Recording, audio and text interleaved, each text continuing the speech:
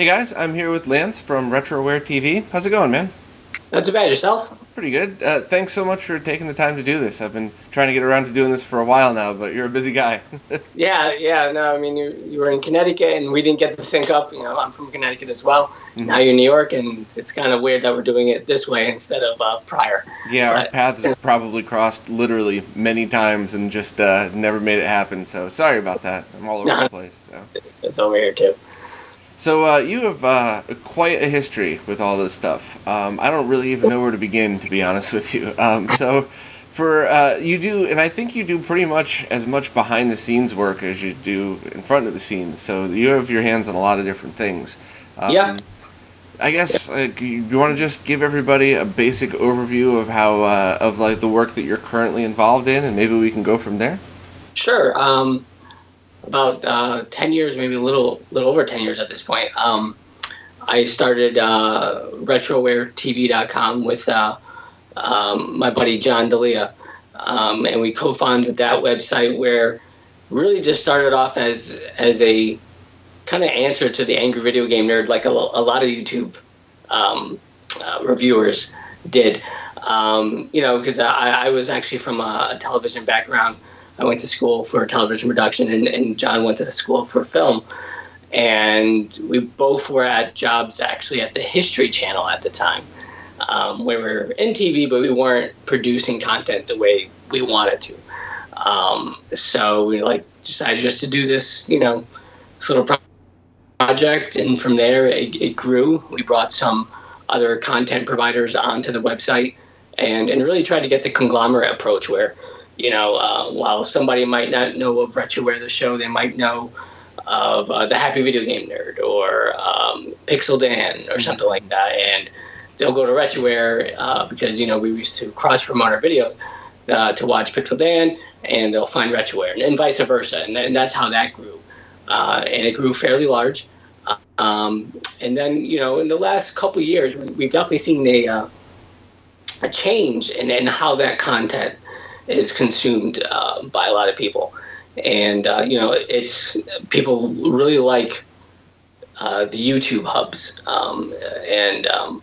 The idea of a central website isn't really what it used to be. Mm-hmm. So a lot of those content providers that were on RetroWare started focusing on their YouTube account. And while RetrowareTV.com as a site actually still gets a good number of views, even we have kind of taper off a little bit on how the website is run. You see a lot of more articles on there, and there is still video producers on that site. But we've kind of shifted our focus to shows like the Video Game Years, Mm-hmm. and just other shows, Strictly Arcade, what have you, and just trying to do what we can for the retro scene. Both of us were fans of retro gaming for forever, it seems like now. Right now we're kind of moving to focus on the Video Game Years, and that's the Retroware aspect of a number of the things I do. Gotcha. So Retroware, I guess that's trying to think of the best way to describe it. So I guess a parent company and partner companies might be one way, but I guess Retroware also is like the hub of information where you can get to all the rest of this stuff. Yeah. I mean, you go there and you'll find, just search Retroware for pretty much almost any NES game or Nintendo game. Somebody's probably done a review of it. There's things from reviews, more history type pieces, Mm-hmm. hardware reviews, and general discussions on that website. And it's definitely a really cool place to go for retro gamers. Yeah, some of the history pieces are actually how I learned about you guys. My cousin Scott, who's on the show all the time, and I think you've met him before, he actually passed a few of those over to me and said, hey, you'd really like this, take a look. And once I, eventually got around to watching it, I went, oh, wow, yeah. And then I kind of just went from there and just basically clicked through the links till I found the content that I wanted to see. And it was, at the time, I think I went directly through Retroware TV, so I found it pretty easy to find what I needed, so. Yep. Yeah. I mean, that whole conglomerate idea that I spoke of earlier, that really helped that website gain the status, I guess, if you want to call it that it has. I mean, even today, it's still viewed as a very respectable site. We're not, the potty mouth YouTubers or anything like that on that site. We actually don't. We purposely try to avoid that kind of stuff, and we dabble in a little crazy every once in a while. But if the whole idea was for serious, history reviews of these games, and I feel like that's something we've accomplished over the last 10 years. Yeah, serious history or positive focus, I guess I would say. So, I mean, while I actually would call the Angry Video Game Nerd videos positive, all of his spin-offs that copied him, I wouldn't. So it's I'm glad that there's a variety of stuff out there, and I'm glad there's people like you guys that take it seriously too. So thanks, appreciate that. So how did you get started in this? I mean, I assumed you started as a kid actually playing these games, right? Yeah, I mean, I've played video games. I'm 37 years old now. I've probably been playing games since the Coleco was released. That was my first game system, and we bought it new when it was new. I started with the ColecoVision. Moved to dabble with the Commodore 64. And then we got our first Nintendo, and then I was pretty much a Nintendo kid for the most part, all the way, Super Nintendo. And then I moved away from during the PlayStation era and went to the PlayStation. Mm-hmm. But yeah, I've just been constantly been gaming since the ColecoVision, and just playing all these games. My father was very supportive. While we didn't have a ton of games, he'd always kind of, get us the latest and greatest, and kind of fed that obsession in a way. So, and then, around probably college, actually. So this is late 90s, early 2000s. I started actively collecting a lot of this stuff. I still had a bunch of this stuff I had as a kid. So that's more hard. I always ask too, because so many people I know got rid of all their stuff and then they're on a quest to buy it back. Were you able to keep all of your stuff? No, I wasn't. I mean, it was like a 50-50. I kept all my systems and a handful of games. So, and it was because I would always trade up. So, Super Nintendo came out. I got rid of a lot of my Nintendo games, and so on. PlayStation, I got rid of Super Nintendo, and GameCube, I got rid of PS1, which was probably my biggest regret. And in the Super Nintendo ones too, but I've since got all of that back. And I feel like I got in at a time where, was a good time, late 90s, early 2000s, where prices were fair. And unfortunately, they've gone to astronomical prices these days. And I feel bad for anybody looking to start collecting now. Unfortunately, it doesn't look like it's swinging the other way. It's kind of like classic cars. Once a certain time period hit, it skyrocketed and never came back down, really. So, unfortunately, I think that's what it's going to be like for classic games. Yep. Yeah. I mean, there are a lot of these, SNES classic systems kind of coming out, and even the Retro Pies. And I do think that is actually feeding the need for the casual collector who just kind of wants access to these games and play them in some kind of true form. And I think the SNES Classic is great for something like that, because you get games like Earthbound on there, and Star Fox 2, of course, and super expensive games on there, and it's very accessible and in HD. I know you do RetroRGB, so for people wanting to play games from that era in good quality without having to do all the work, that's definitely the easiest way to go about it. I try to always be blunt about that. I think a lot of people that follow my channel want the best quality out of their original consoles. So something like that is a very fun toy, but it's a toy. But your average person just wants to play those games in a way that doesn't suck. So something like the NES and SNES Classic is actually a great way to achieve that. Right. But with the same token, that is not you or I. We want the original systems, and we want the greatest picture quality out of those original systems. So, absolutely. Yep. So when I guess you said you did video production in college, and then Yeah. what kind of happened after that? Because there must have been obviously a gap between college and when you started the Retroware stuff. Yeah, no, I mean, like I said, I got a job at A&E, which is owns the History Channel, and now they own Lifetime. They don't own Lifetime back then, but it was A&E and the History Channel. And I worked in the library as a freelancer, and that's how I got into that field. I'm actually still in that field. I don't work for them anymore. Automation engineer. I work on the automation systems that actually broadcast a number of networks like the History Channel, and A&E. All the systems that get all the video feeds and all the files and stuff like that, and then play them out for broadcast. I work on those systems, set them up, do some networking, and what have you. And that's my primary gig. And Retroware has always been kind of like a side job for me. And now this Retro World Expo that I'm involved in as well. Yeah, so obviously I wanted to talk about that because that it was actually you and Chris Crone from Retro Games Plus who got me involved in that. I believe it was the first year, and then it was you two guys that introduced me to HD Retrovision, who are now good friends of mine. Yeah. So I kind of owe you guys for a lot of that stuff. But I mean, I talked a little bit with Chris about this, but how did the idea for Retro World come? Like, how did that come about? How did you guys really start that ball rolling? Because it seems a bit overwhelming to start something like that. Yeah, and it really was, and it wasn't. Hey, let's go do this, and bam, we started it kind of decision.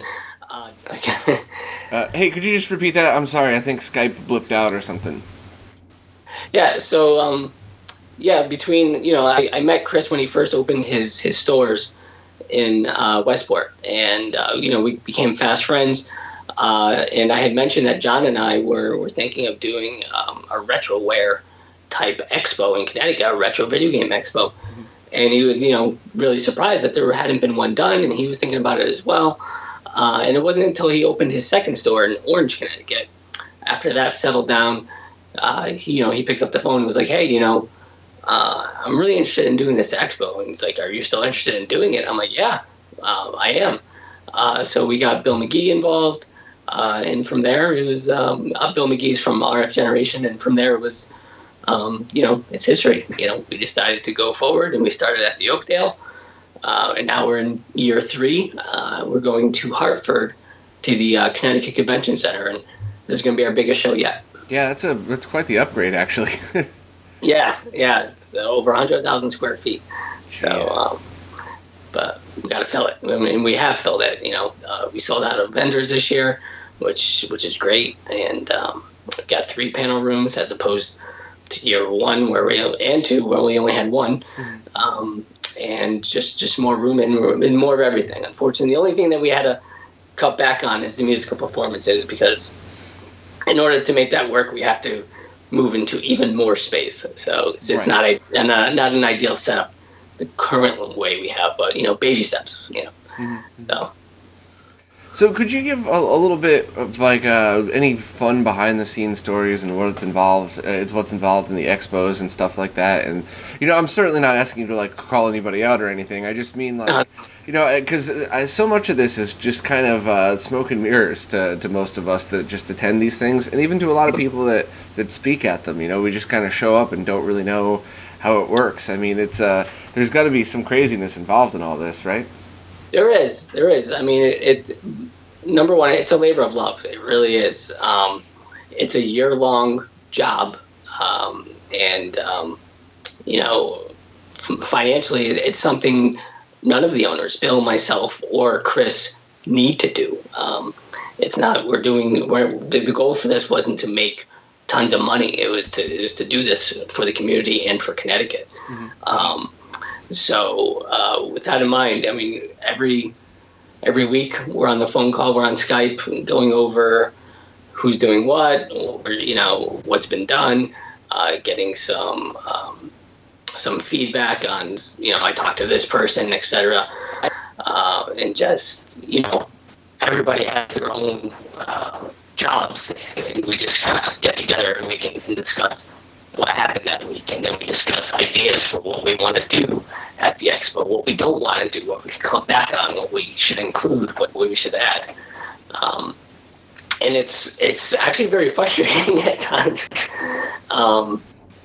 because it's just a lot of work. It's so much work, and a lot of it you can't do until certain times, and then when it is time to do it, you don't have much time to do it.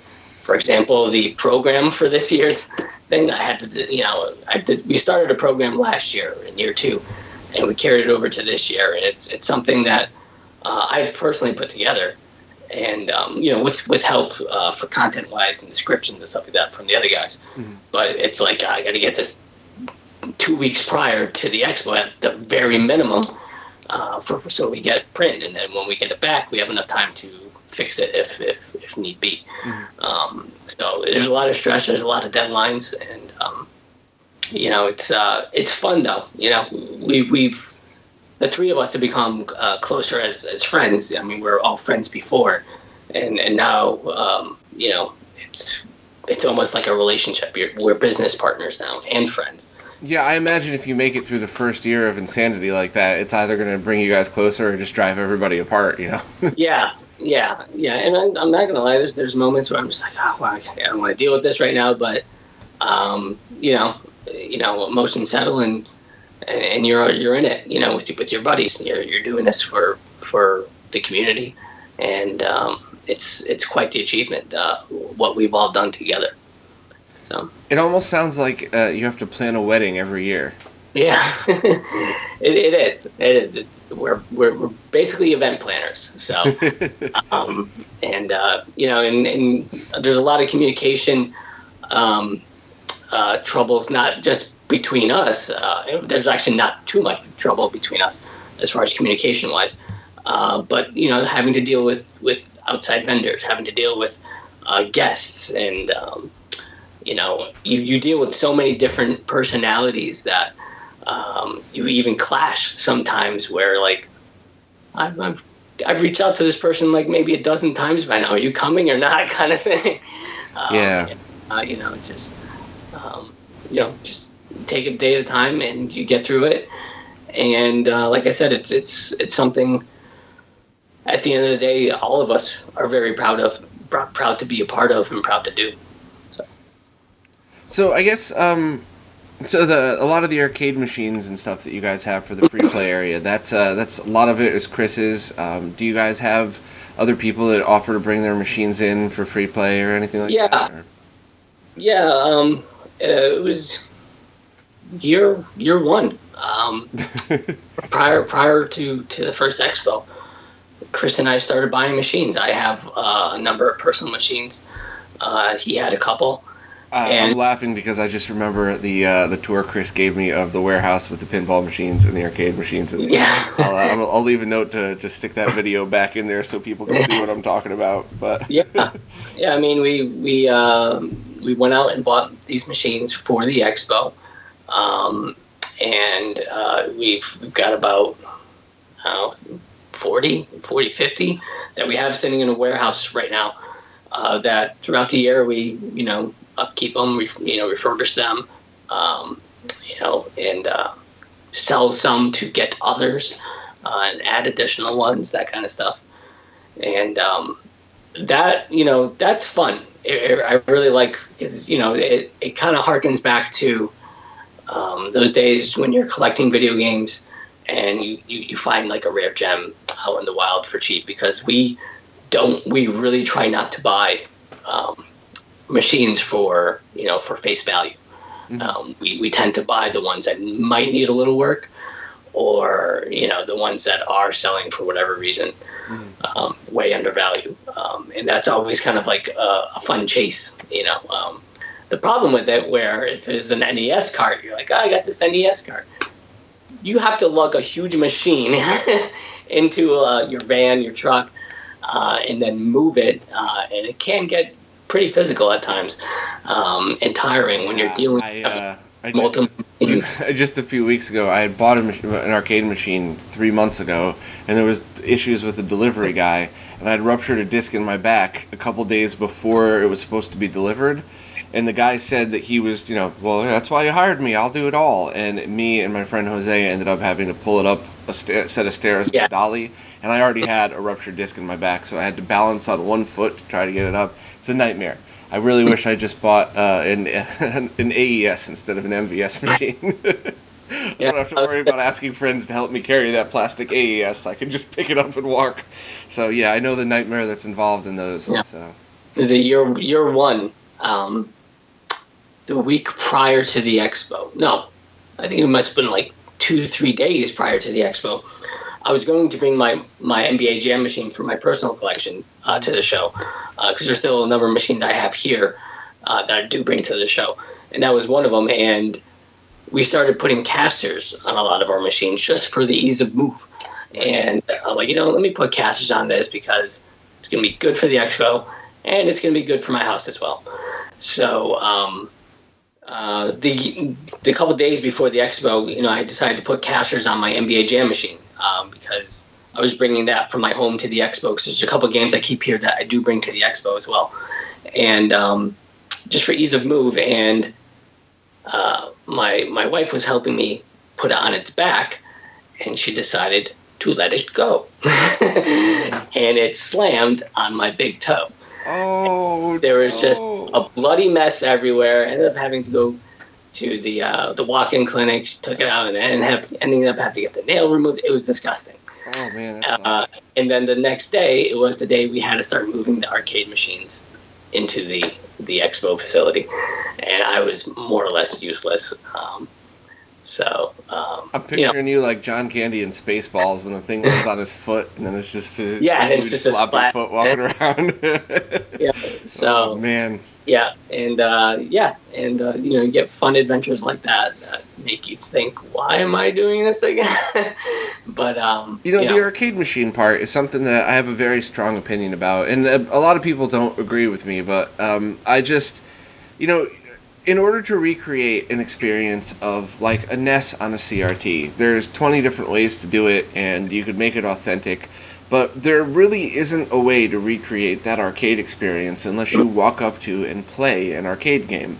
Mm-hmm. And while I like the idea of barcades, and I think those should be filled with the Pac-Mans and the Mortal Kombats and the Street Fighters of the world, which I love all those games, by the way, I really think it's important to archive the games that it's absolutely impossible, even through MAME, to recreate that experience. And even some of the sillier ones, like Afterburner is one of my favorite arcade games.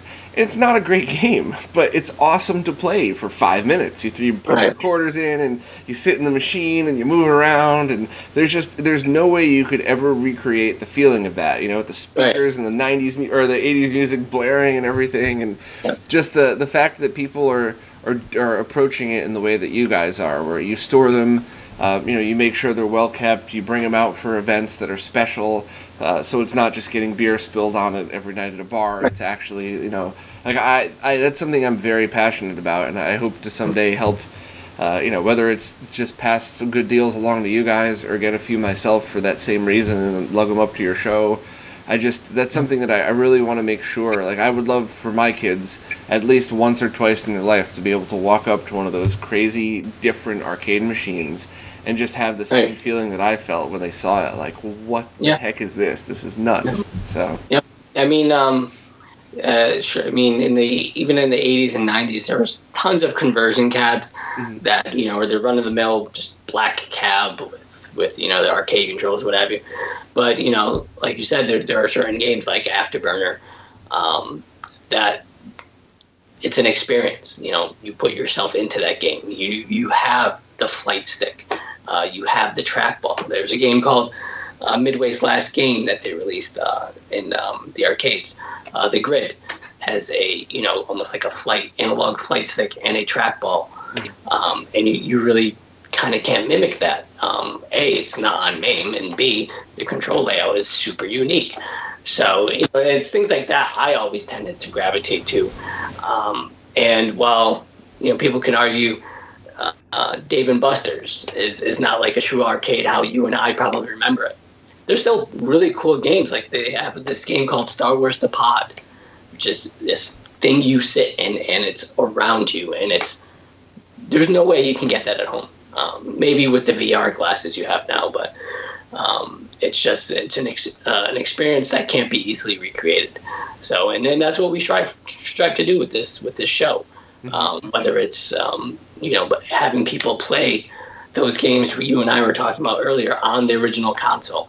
Yeah. Finding a game on an old system you've never played before. Believe it or not, the first time I played Star Wars Arcade, at least that I remember, was at year one of the Retro World Expo. Oh, nice. And maybe it was that I played it when I was a kid. I just didn't grasp the difference because there was 4 other vector games in the arcade. Right. But after playing on just CRTs for so long, Scott's with me and he's like, "Oh, hey, look, they have a vector game. It's a color vector graphics." And I'm like, "Yeah, you got a Vectrix." I think it. Whoa, what? It actually stopped me in my tracks. Like, holy crap, what a neat way to make a game. Yeah, I mean, those vector games are, even today, Star Wars is a fantastic example. I gravitate towards the color vectors versus the black and white ones. But just beautiful, just the colors on the screen. Tempest is that way as well. Yeah, what a great game. And, it's something like I feel can still be done today. Obviously, you don't need a vector monitor to do it, but the whole line type of polygonal graphic thing can, and I think people actually can make games today that kind of harken back to those early vectors and still be very fun. Well, there's actually a guy who designed a conversion kit, so you could take a long list of tubes and you actually rewind it and make it into a vector monitor. Have you seen that yet? I've seen that, and I've seen kits to use LCDs actually to do it. But that's more of a signal conversion, so that the LCD understands what to do. This actually turns a standard CRT into a vector CRT, and a color one at that. So it's still a little new. I mean, it's not something mass produced. I think it's just one guy that made it, but it's something that once all the bugs are ironed out, you might actually be able to take like a 20-inch tube and convert a Vectrix to that, so you could have like a big, so.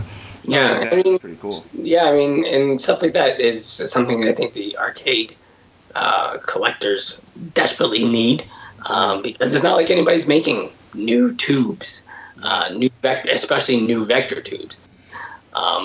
There are still tubes being made, but not in the U.S. You have to import them, and they're super hard, super expensive, and even going to your Goodwill these days, there's not too many tubes that you find in those stores, and some places don't even accept them anymore. Right. Yeah.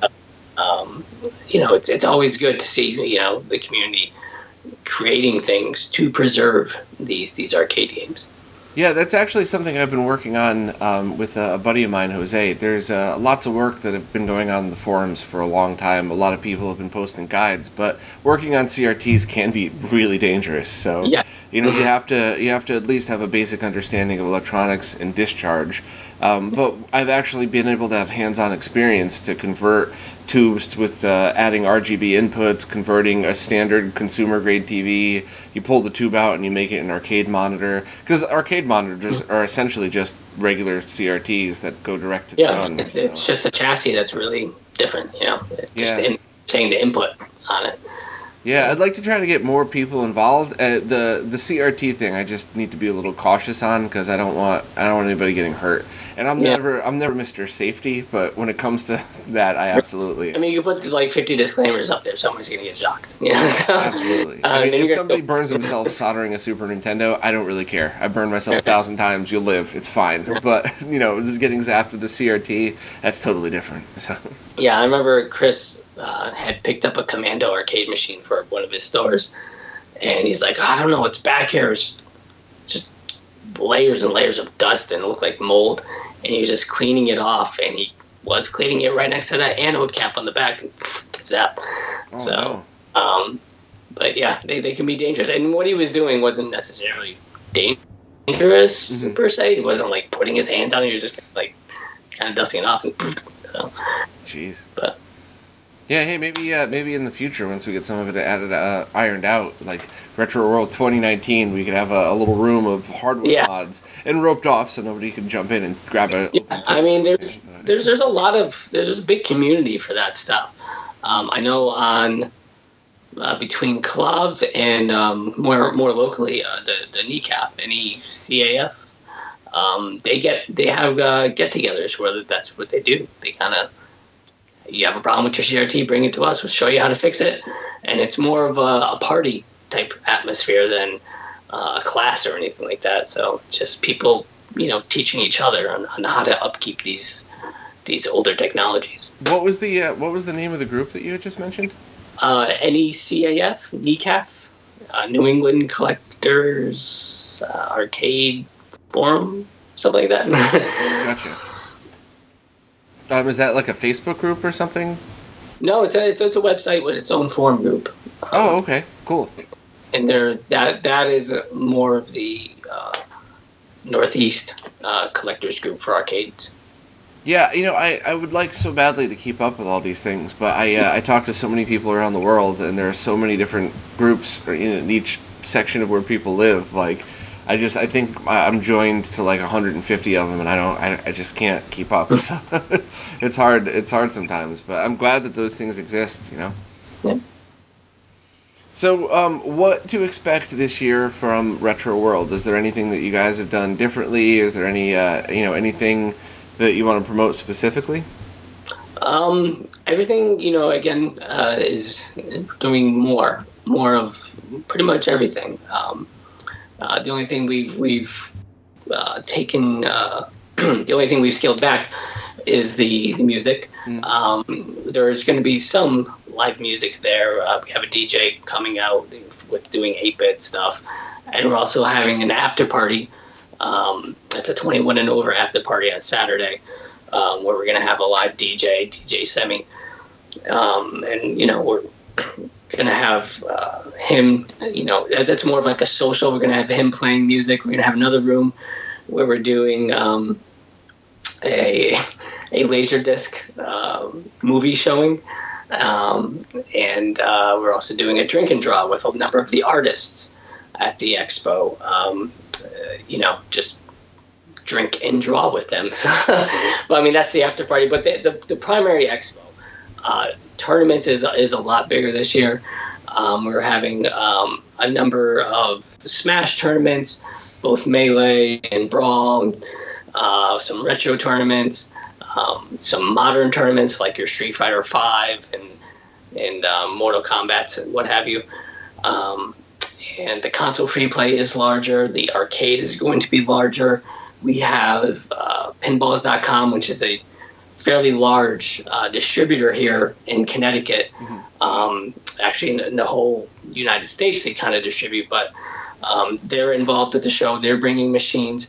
Barcade from New Haven, who also has a number of bars throughout the I believe the Northeast mostly. They're bringing some machines. They're involved. The guest list is fairly extensive this year. Daniel Pacina is returning. He's the original actor that played Johnny Cage. We have John Parrish, who is the original actor who played Jax in Mortal Kombat 2 and 3. Pat Contry from Pat the NES Punk, gaming historian, Pixel Dan, RGT85, the Game Chasers, some cosplayers this year. Because that's something we've kind of always wanted to grow, and we know has a large tie to the gaming scene is cosplay. So that's something we're trying to grow a little bit by having some better known cosplay guests at the show, as well as doing a contest for cosplay as well. Tabletop gaming, both Magic and board game oriented, has grown some, and we're having a lot of indie devs from that scene as well as the video game scene involved. And then the vendors, the vendors is always our bread and butter as far as what we like to bring to the expo. Because we are primarily a retro video game expo, so we want most of those exhibitors on the floor to be selling retro games to our guests. So, we're just trying to grow everything we can. And hopefully next year we'll be able to even do even more. Yeah, so the quality of the vendors at Retro World was always impressed me because you don't have to respond. I don't want to. Sure. It's any negativity about this, but it's very obvious to me when you go to any retro gaming expo, the people that are excited to be there, and the people that are there because they want to sell their shit, and right. They could be at anything.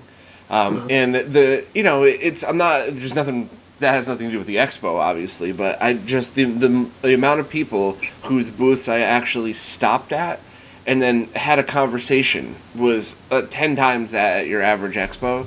The quality of the vendors were definitely great. And ranging from people that just have big collections that they were there to sell their extras and buy other stuff to game stores like Retro Games Plus that actually give a shit about the community and really care. So it was, it's wildly obvious to me the difference between the two. If you walk by and there's a complete in-box nest for $500, I usually keep walking and stop. But you guys had very few of those and very many of the ones that are people that actually care, and that it's always so great to see the people with the weird and rare stuff that they bring. And there are so many vendors that brought stuff like just for fun little backdrops that they weren't selling just because they wanted to share with everybody. Right. Like, hey, check this out. This is neat. It's not for sale, but how cool is that? It always makes me really happy to know that a bunch of people, especially if you own a store, you have to make money. You can't give things away for free, but it's good to know that people are honest about stuff. And expos like yours are the ones where you could actually meet more of those than some of the other random ones I've been to. Yeah, and that I'd like to say that that's kind of by design. A lot of these vendors, either Chris knew or some of the other owners knew, and but we would actually go to other expos, and I don't want to use the word poach, but there are. Well, I will use it. There are... as long as you don't have an expo at the same day as the other one, it doesn't really count as poaching. There are other expos that will just go to every single one of another person's vendors and say, hey, come to my show, hey, come to my show. Hey, come. We don't do that. We go to the vendors at those shows we feel are representing themselves in the best manner, have the highest quality of products. And we approach those type of vendors. We don't just approach every single Tom, Dick, and Harry. So by doing that at multiple different shows, and again, prior personal connections, our exhibitor mix is primarily, bringing really good stuff, has really good deals, and lots of inventory. Mm-hmm. So that's something I feel we're very proud of, and we're really proud to have these vendors be a part of the show as well. Yeah, definitely something that you deserve to brag about.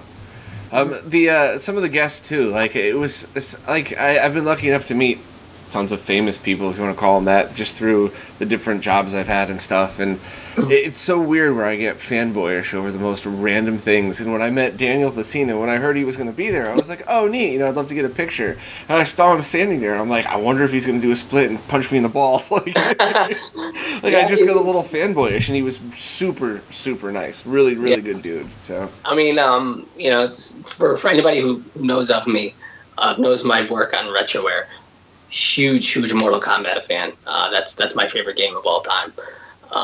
So last year, I went out and I knew people who knew him over in Chicago. So I'm like, doing this expo. Let me see if I can get something going. So I did. Reached out to my buddy, and he put me in contact with Daniel, and super eager to come, and super polite, and had no issues. But like you, when it came to, I think it was Saturday, towards the end of the day, it was getting a little lighter at the show.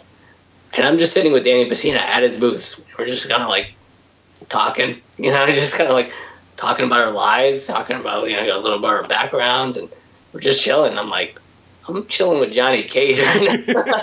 That's pretty awesome. Yeah, absolutely. Absolutely. He signed a picture for me. It's up in my office. So. Yeah, I mean, he's always been my favorite character in the games. ask anybody who's known me since I was a kid, I've always picked Johnny Cage. So that was surreal for me. And now this year I'm going to get to meet Jeremy Parrish.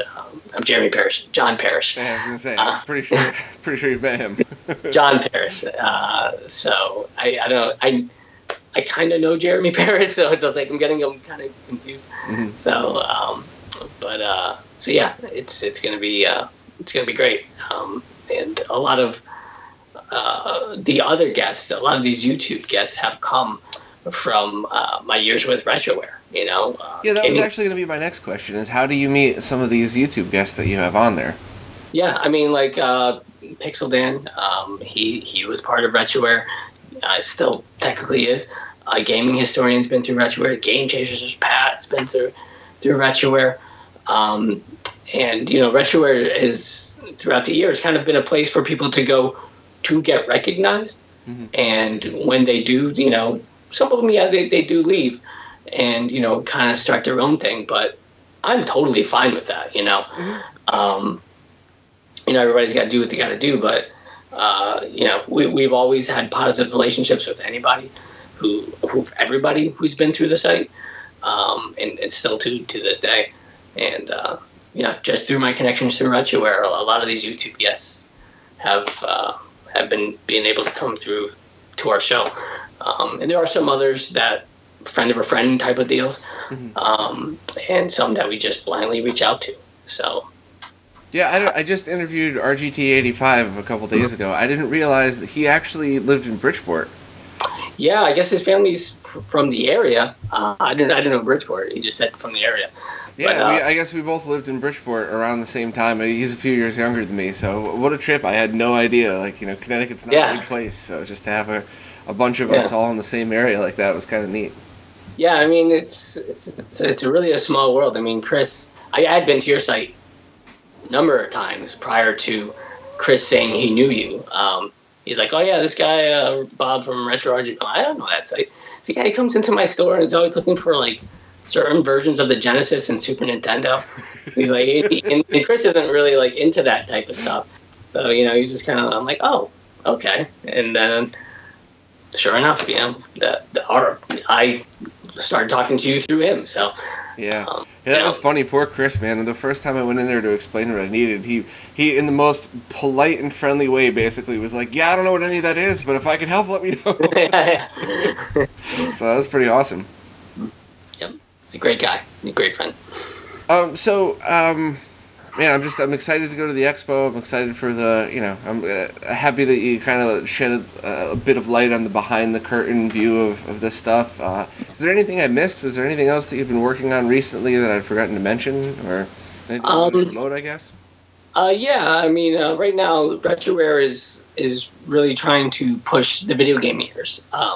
Video game years has been out on Retroware for a couple years now, mm-hmm. But only. The last 2 months, we've put it on Amazon Prime, where it's garnered a completely new audience and is doing way, way, way better than it did just on YouTube. And it's finally being something that I don't like to brag, but it's been profitable for us now. I mean, you should. That's not clickbait. That's not a top 10 list. That's stuff that you guys poured your hearts into. That's really quality work. It's by far our most it's by far our most liked production and most popular production, and everybody wants more of it. But what they don't understand is it takes a lot of time and money to make that show, and a lot of heartache and stuff like that. And John created that show. That was his idea. You know, he started it. He got with me, and then he also got with Pat, Pat and I are producers of the show. You know, he started that idea, and he really worked his ass off on that. And, you know, I would chime in and help out when I could, but it's definitely that's a labor of love show for all of us. And Pat and John really push that show as much as possible, and it's only now it's garnering the success that we wanted it to have. So it's really it's a really good feeling that we're finally getting that now. And people, like I said, people keep asking about when are you gonna do more, when are you gonna do more. It just as a tease, it's in the works. I'm not making promises, and I'm not. Gotcha.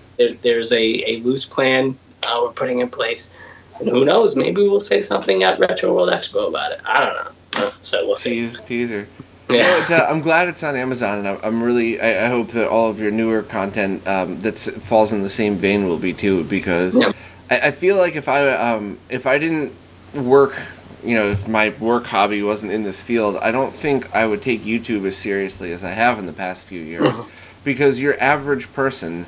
At least people our age, I guess. Your average person our age, views YouTube as the cat videos and stuff like that. Right. But like, when you go to YouTube, there is a lot of great content on there, and there is a lot of things that's, documentary style and really good. But I think for a lot of people our age who don't or aren't in the loop, I guess is the best way to put it, to see something on Amazon would be taken more seriously. I think anybody in their 20s and younger, like 29 and younger, doesn't see it that way. If the content's good, they like it, period, regardless of where it is.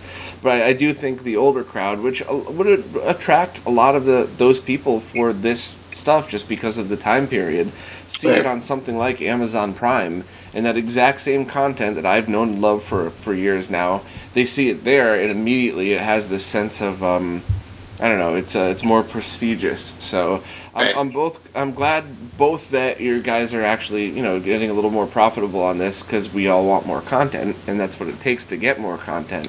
But I'm also glad it's reaching a whole wider audience, because there are a whole bunch of other people that would love to know these things that just really they don't know it's out there. Yeah. All right. So is there anything else, or I appreciate the interview. I mean, I'm pretty sure we covered all grounds. Yeah, I think we're pretty good. Just video game year stuff. Stay tuned to RetrowareTV.com for announcement, and please come to Retro World Expo. We would love to have you, and it should be a great show this year. And thank you, Bob, for having me. Oh yeah, thanks very much, man. Well, I'll talk to you very soon at the expo, and I'll see everybody else next week. Take care.